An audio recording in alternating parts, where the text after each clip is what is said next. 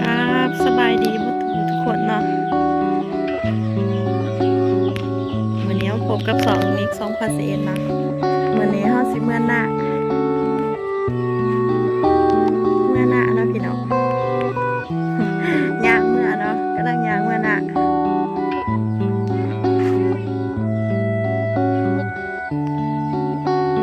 ทางหน้าเลยเนาะพี่น้อง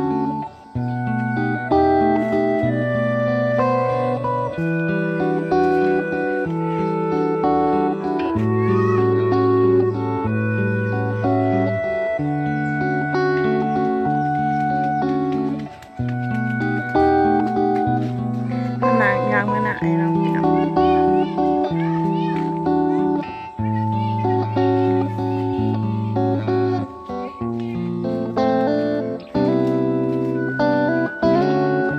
ทางเมื่อหน้าเนาะพี่น้อง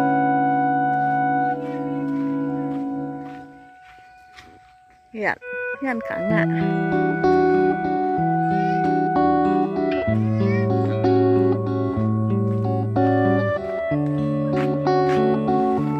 ส่วนมันตุ่นอยู่หน้านะพี่น้อง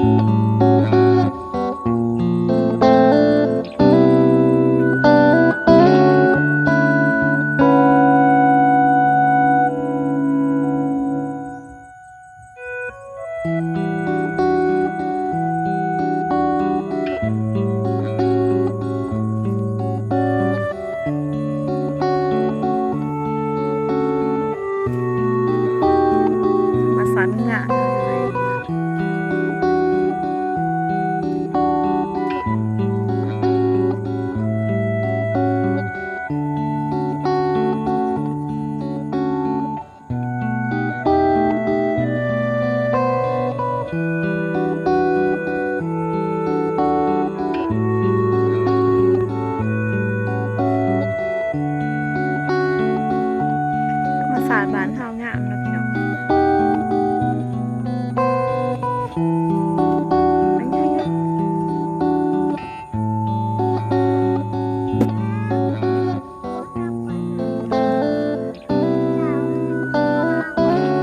ังไง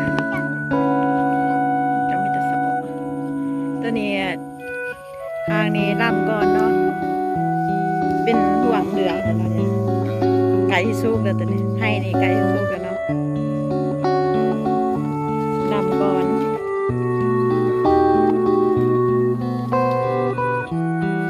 ตัวเขียวๆก็มีเนาะตัวบอลทองก็มีลำก่อนสู้กันเนาะเหลืองนะ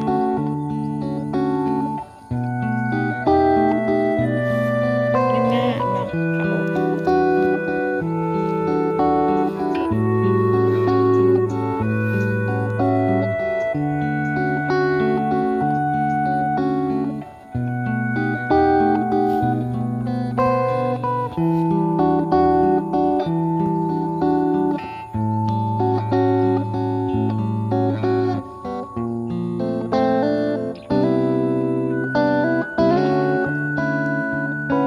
บรรยากาศดีเนาะอยู่ไหนอยู่น่ะ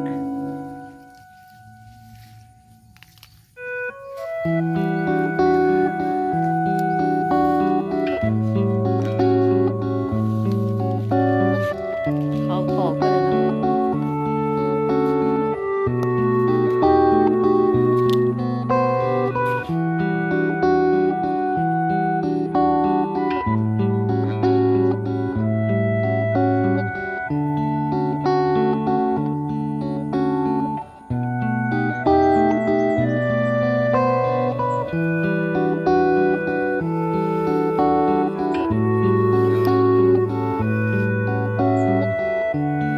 อันนี้ขาในสู้กันเนาะขาในพี่น้องขาในสู้กันเลี้ยงปะนะไก่จะได้เกี่ยวแล้วตัวนี้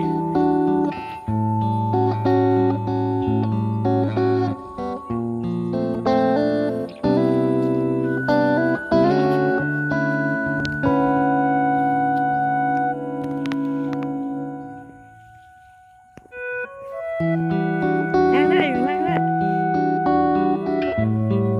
ดูหนาไปยังเย็บได้ยังไงดูยัง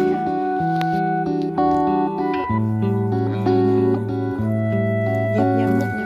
ดูหนาด้วย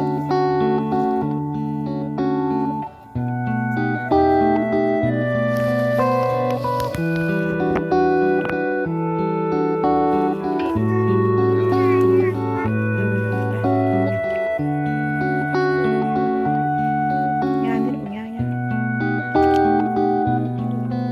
ดูสายนะไปยัง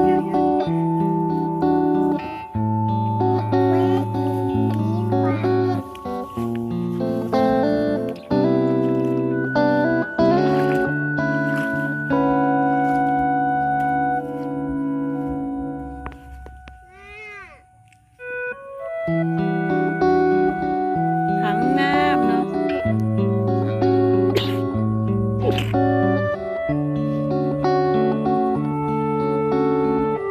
ท้องฟ้าสดใส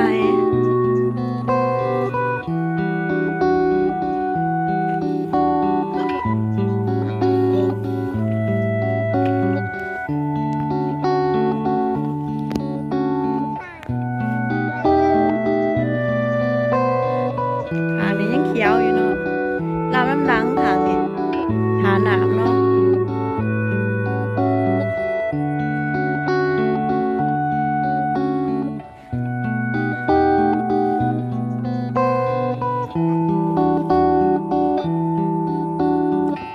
ทางนี้ลำน้ำลัง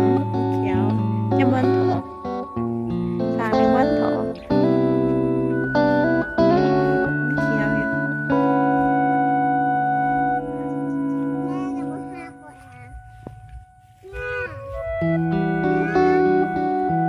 โดยออกเป็นบางส่วนเนาะ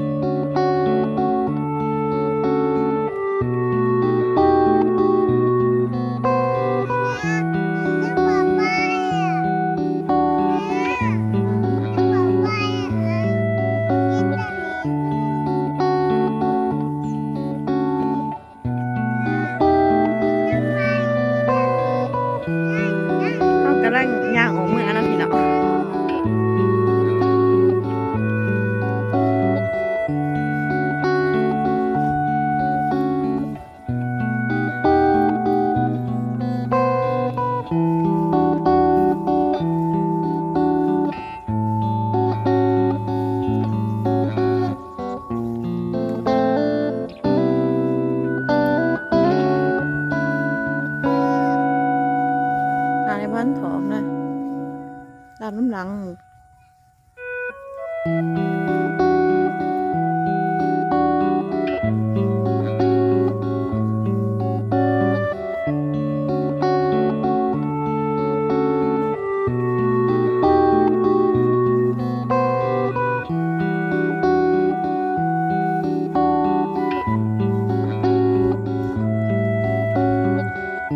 การเราเบิ่งให้มึงหน้าเนาะกับเพียงตัวนี้พบพอกันใหม่เด้อฝากกดไลค์กดติดตามเนี่ย2 นิก 2021บ๊ายบาย